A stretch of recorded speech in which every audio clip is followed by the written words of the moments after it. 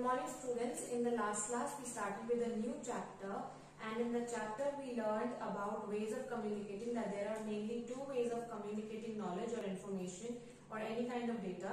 So these two ways are either verbally, that is orally by speaking, or by writing. So writing is a way. Then we learned about written communication, how written communication came into play, because orally when communication of knowledge or information was done, very few people got to know it, and then it was easily forgotten. Then that is why written communication was started. Earlier people used to draw pictures on the caves, but then after some time the early cavemen, they realized that picture making takes a lot of time, takes a long time. It is a very time consuming process. So then they started using symbols and signs and symbols to try to represent whatever they were trying to say. And that is how slowly and gradually alphabets came. And so now we have alphabets. Each alphabet, especially Roman alphabets that we write in English, for example, how it is written on the board. It is written in the Roman alphabets, Roman script. And each alphabet, each letter of the script, it represents a sound that is made by us. So that is how written communication was done. And now we are going to learn about writing numbers, because written communication is okay, but then what happens when you want to count something? Can you imagine wanting to count something but not have numbers? For example, what if we didn't have 1, 2, 3, 4, 5, 6, all these numbers? What if we didn't have these numbers? How will we count? How will we keep track of all the data? How will we keep track of all the information? So similarly, it was very difficult for the cavemen also at that time, for earlier people. So then they developed a counting system, a number system, and how they develop it, that is what we are going to learn about today. So open your books on page number 79. And today's topic is writing numbers. So let's start learning. So in earlier days, because they didn't know about anything about numbers, and so they started counting using sticks, stones and pictures. So because earlier also they had to keep some data, about their daily life, as to how many hours it has been, maybe for reading time, or maybe for counting how many days it has been, how many times the sun has set. So that is how. Or how many animals they have killed, or how many people they have in their own community, how many people live in their house. So to keep track of all this information, they had to develop a way to organize all this data and to be able to count. So they used to use sticks, stones and even pictures so that they can count. Then Romans, they developed a system. They had to develop a system so that they were able to count, and in this system they had 7 symbols to write numbers from 0 to 100,000.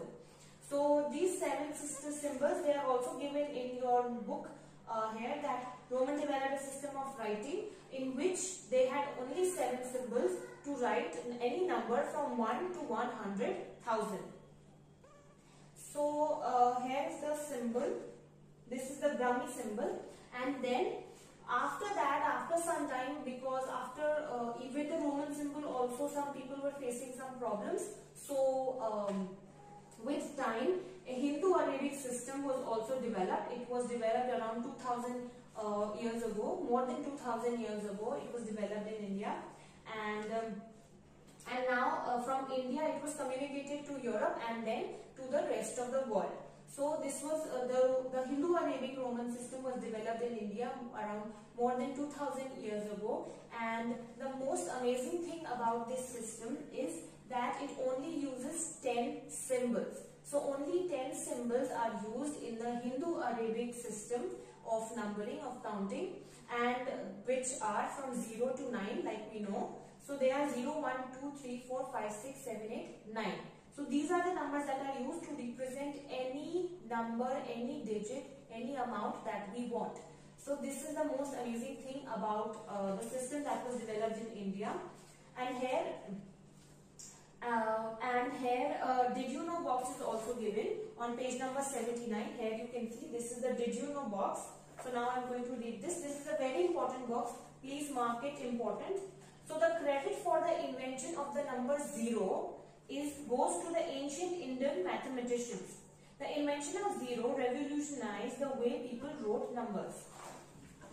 So, like I told you that earlier, Romans also they developed a system of counting, but in that system they did not have any value for 0.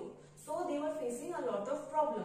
Then Indian mathematicians, they came up with the digit 0, and it revolutionized the system of counting, and that is why almost all over the world the Hindu-Arabic system is used now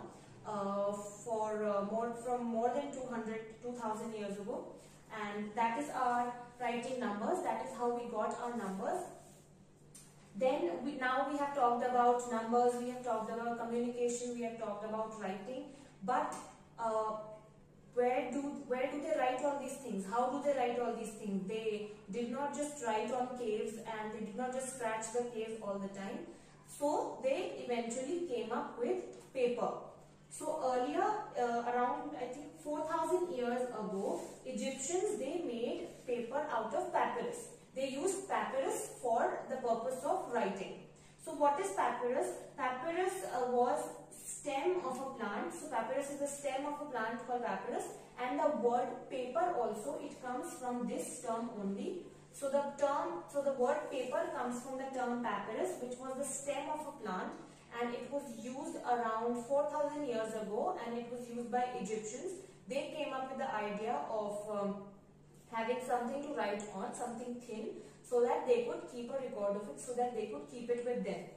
Then eventually, after around 900 years ago, the paper that we know now, something close to it, was developed by the Chinese around 900 years ago. And then the Chinese, what they did is they took the skin of the bark, they took out the bark of the trees, and then they made pulp out of it, and then they used to spread thin sheets of pulp and then dry them. So what would come out of it was something like paper-like structure, thin structure on which we could write. For example, if you see now, paper mache is also made the same way. The solution is made, and then it is set in a very thin layer, and then it is dried, and then it is used to write. So that is how this paper was made in China in around 900 years ago. So the Chinese, they made paper out of the pulp of the bark of trees, and they were made in thin sheets so that it was easier to write and easier to store. Then now, today, we use wood pulp to make paper. So nowadays, wood pulp is used to make paper. So the similar process is used now even. Now, okay, so paper was invented, and because paper was invented and the technology was not like ours, for example, right now, we have computers, we can type on computers, we can do anything on computers, but earlier they did not have all these facilities. Earlier they had to handwrite everything. So that is the reason why they didn't have books like us. They didn't have as many resources like we do now. So before printing came in, they only used to handwrite everything. So they didn't have books like we do now.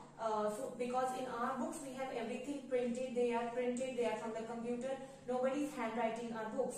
But at that time, they didn't have this kind of technology. So they used to handwrite each and every book, and that is why there were very few books, and only very few people had those books, had an access to those sources. So these are the two topics for today, that is writing numbers and papers, how paper and numbers were invented, were discovered and developed because of human needs. So these are the two topics for today. Please kindly learn both of these topics, read them and try to understand them. That is all. Thank you and have a nice day.